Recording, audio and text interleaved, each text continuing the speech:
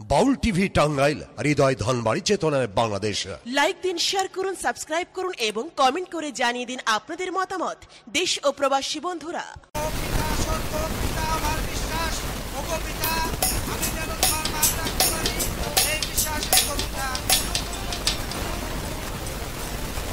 ও ভগবান, তুমি আমাকে শক্তি দাও, আমি যেন এই রাখার রাজ্যের গরিব দুঃখী মেহনতি প্রজাদেরকে দিয়ে সুখে শান্তিতে রাজ্য পরিচালনা করতে পারি।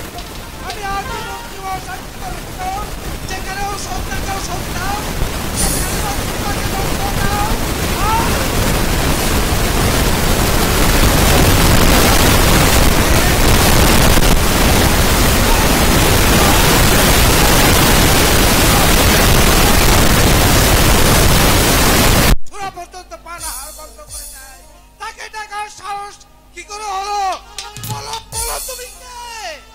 আমি যে এক বিদেশি। বিদেশি? বলো, তুমি আমার কাছে কি চাও? মহারাজ, আজ আমি সব কিছু হারিয়ে আপনার কাছে এসেছি। বেলা ঘনিয়ে এসেছে, এই মুহূর্তে আমার যাওয়ার মতো কোনো জায়গা নেই। দয়া করে আমাকে একটু আশ্রয় দিবেন মহারাজ। ওগো ভিনদেশী মহারাজ, তোমার মতো ভিনদেশীকে এর আগে আমি আশ্রয় দিয়েছিলাম আমার অতিথিশালায়। সে আমার রাজপ্রাসাদ থেকে অনেক সোনা দানা হিরে চুরি করে নিয়ে গেছে। আমি তোমাকে আশ্রয় দিতে পারবো না, তুমি এখান থেকে চলে যাও। ওগো মহারাজ, আমি যে আগের মতো ভিনদেশীর মতো নয়, সত্যিকারে আমি একজন আশ্রয়হীন। দয়া করুন না মহারাজ, আমি চোর নই। ও ভগবান, এখন আমি কি করি? এই ভিনদেশীকে আশ্রয় না দিলে যে আমার অনেক পাপ হবে। শোনো ভিনদেশী মহারাজ, তোমাকে আমি আশ্রয় দিতে পারি, কিন্তু একটি শর্তে। কি এমন শর্ত মহারাজ? আগামীকাল প্রত্যুষে ভোর হওয়ার সাথে সাথে তুমি আমার রাজপ্রাসাদ থেকে চলে যাবে। ঠিক আছে মহারাজ, আগামী প্রত্যুষে পূর্ব আকাশে সূর্যোদয় হলে আমি চলে যাব মহারাজ। আর অবশ্যই কান খুলে শুনে রাখো, বলুন। যদি আমার সাথে দেখা না করে যাও, তাহলে রাজ্যের যে কোনো প্রান্তে যাও না কেন, সেখান থেকে ধরে এনে তোমাকে দিব আমি কঠিন শাস্তি। আর যদি দেখা করো, তাহলে আমি তোমাকে বিদায় করে দিব। মহারাজ, আপনার কথা মতো আগামী প্রত্যুষে আপনার সাথে সাক্ষাৎ করে তবেই আপনার রাজপ্রাসাদ ত্যাগ করব মহারাজ। তাহলে শোনো, ওই তো আমার অতিথিশালা, ওই অতিথিশালায় গিয়ে তুমি বিশ্রাম করো। আমি তোমার খাবার পাঠিয়ে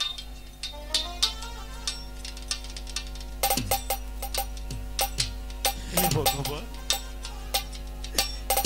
মহারাজ দয়া করে আমাকে আশ্রয় দিয়েছে।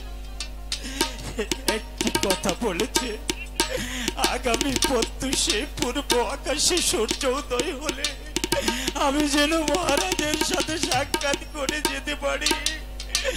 ভগবান, তুমি আমাকে তৌফিক দাও, আমি যেন পারি মহারাজের প্রতিশ্রুতি রক্ষা করতে। আমার এমন লাগছে কেন? আমার শরীরটা মধ্য ক্লান্ত, আমি একটু ঘুমিয়ে পড়ি।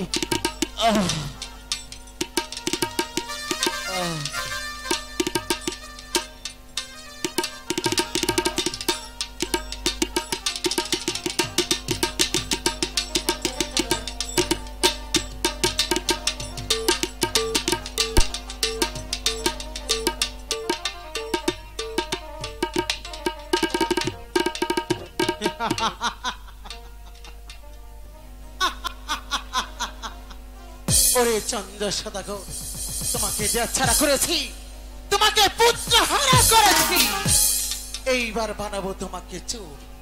কাল সকালে মজা বুঝবে। কত ধানের কত চাউল আমি তোমাকে হারে হারে টের পাই দিব। নিশ্চয়ই আমার নাম শিবের কন্যা পদ্মা দেবী। এই তো আনির গলার হার আমি চুরি করে তোমাকে সেখানে রেখে যাব। চুরি করব আমি? মা সাতজনী ঘুমা ঘুমা হচ্ছে দেখো ঘুমা। আমি আসি চন্দ্র সদাগর, তোমার আরামের ঘুম আমি হারাম করে দেব। আমি যদি শিবের কন্যা পদ্মা দেবী হয়ে থাকি, আমি যদি অষ্টকোটি নাগের দেবতা হয়ে থাকি, তোমাকে আরামের ঘুম আমি হারাম করে দিবই। আসি চন্দ্র সদাগর।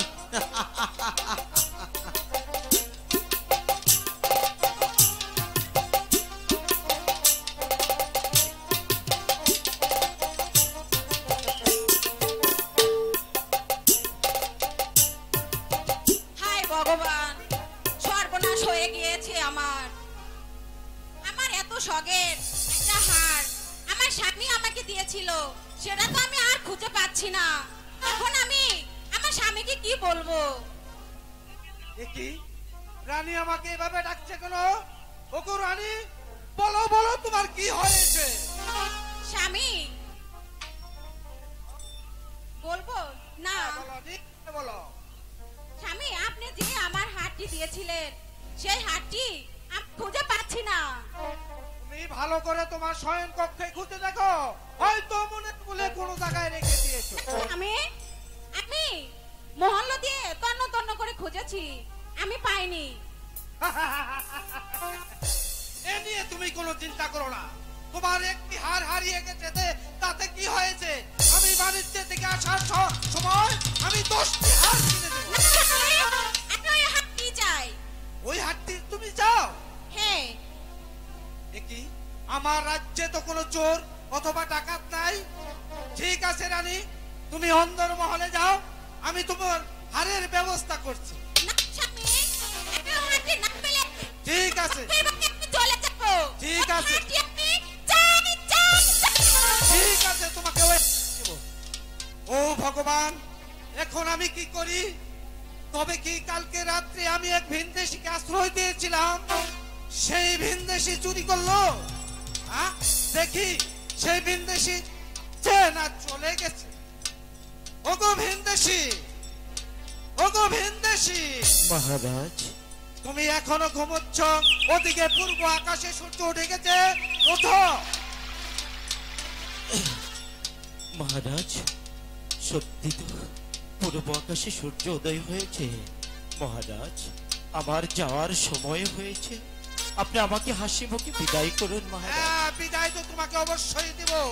আমি এর আগে এক ভিনদেশীকে আশ্রয় দিয়েছিলাম, সে আমার রাজপ্রাসাদ থেকে অনেক কিছু চুরি করে নিয়ে গেছে। কালকে রাত্রে তোমাকে আমি আশ্রয় দিয়েছি আমার অতিথিশালায়, সেই আমার শয়ন কক্ষ থেকে আমার রানীর গলার কণ্ঠহার হারিয়ে গেছে। তুমি কি সেই হারের ব্যাপারে কিছু জানো? কি বলছেন মহারাজ? আমি বড্ড ক্লান্ত ছিলাম মহারাজ, আমি আপনার অতিথিশালায় ঘুমিয়ে আছিলাম, আমি হার সম্পর্কে কিচ্ছু জানি না মহারাজ। শোনো ভিনদেশী, তুমি কিছু মনে করো না, আমি তোমাকে একটু সার্চ করে দেখবো তুমি কিনা। যদি হার নিয়ে থাকো তোমাকে দিব আমি কঠিন শাস্তি, আর যদি না নিয়ে থাকো আমি শ্মশান মানে বিদায় করে দেব। ঠিক আছে মহারাজ, আপনি আমাকে সার্চ করে দেখুন।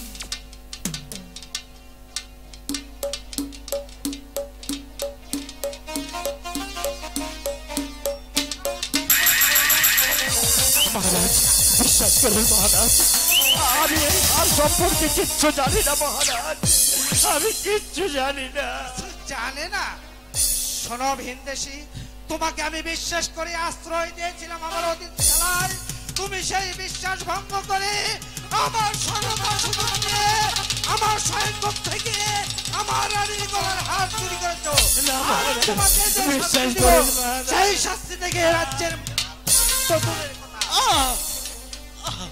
বিশ্বাস করুন মহারাজ, আমি হার চুরি করিনি মহারাজ, আমি হার চুরি করিনি।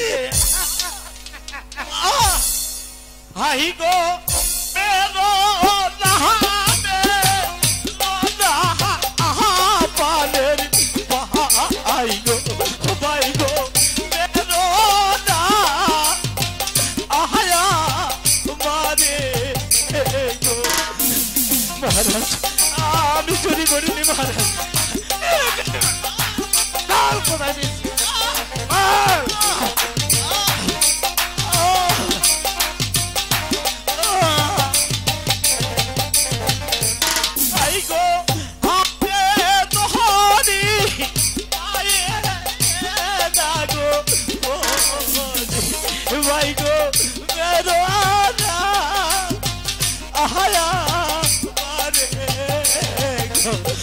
আমি চুরি করিনি মহারাজ আমি চুরি করিনি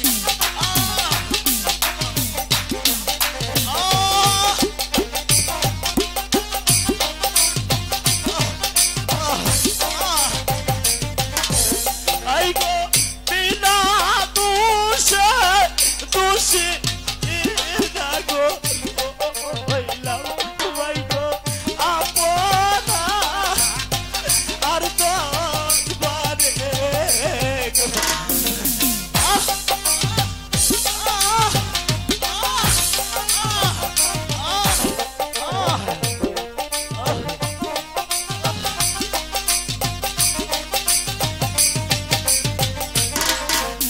আই গো আপনারো যাবু কেরো বাহারি ভাই গো সহে না আপনারে আমি চুরি করিনি মহারাজ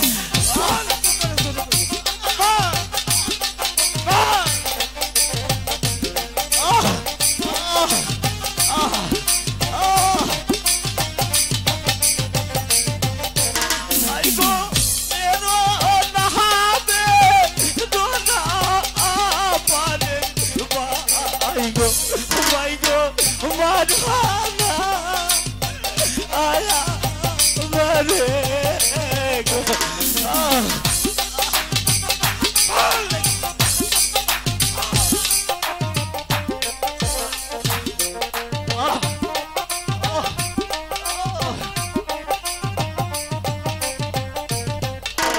আই গো সাম্পাই পুরে বাহাদি দাগো আমার ভালো সাম্পাই পুরে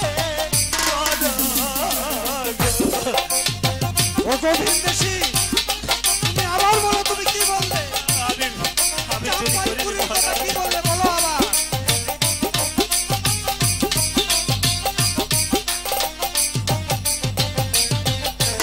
আই গো সাপাই পুরে মরি গো আমার ভালো সাপাই পুরে করো গো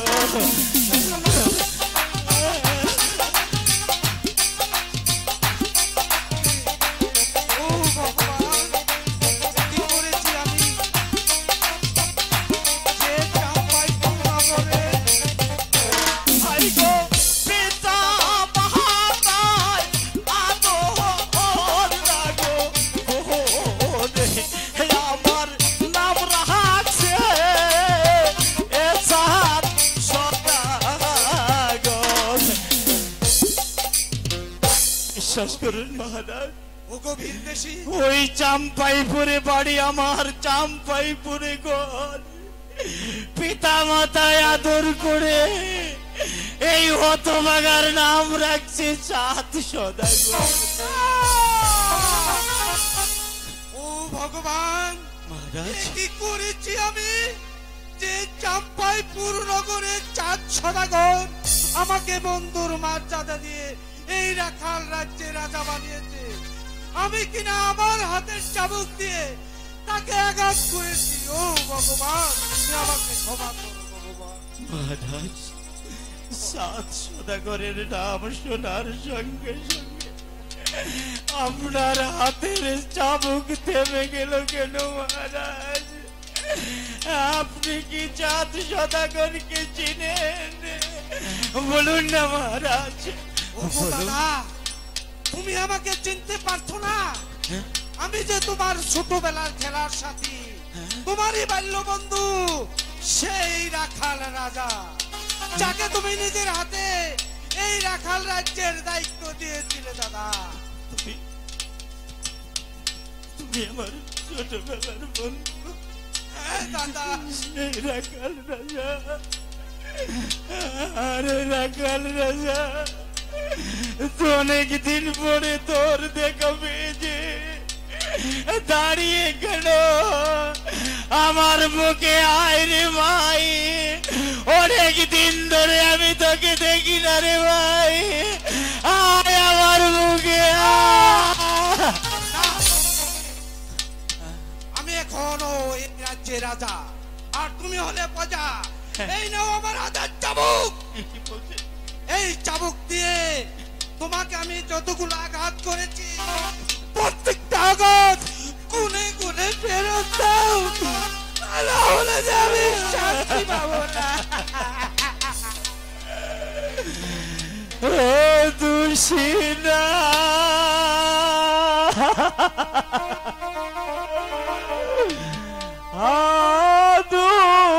দুশিনা রে ভাই গো,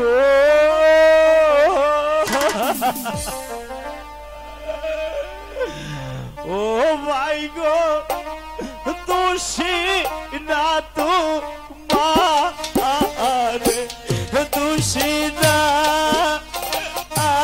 দুশিনা বাইরে বাইরে, দুশিনা তো মারে।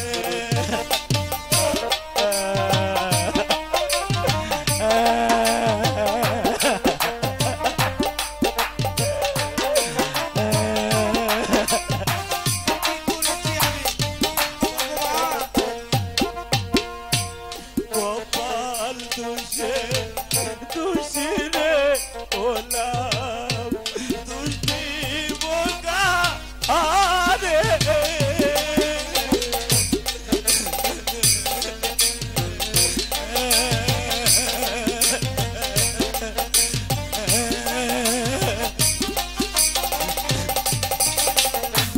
কপাল দুষে দুষি রে ওলাম, দুষি বোকা আরে,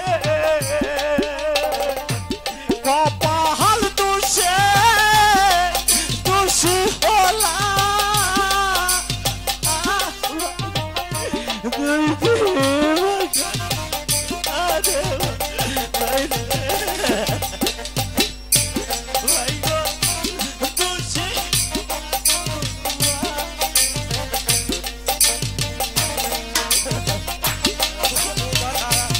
কি করেছি আমি?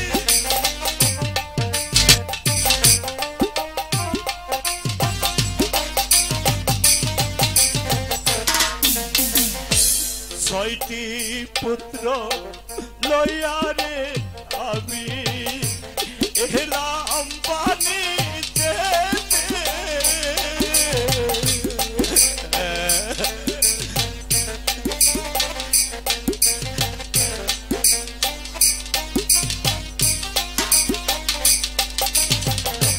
ছয়টি পুত্র লইয়া রে আইলাম বাণিজ্য করতে, কপাল দোষে ছয়টি বাণী হারাইছি সাগরে, তোমার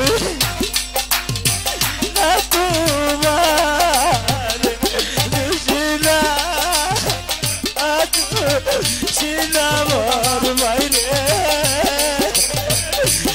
বাইরে, দুশিনা তোমার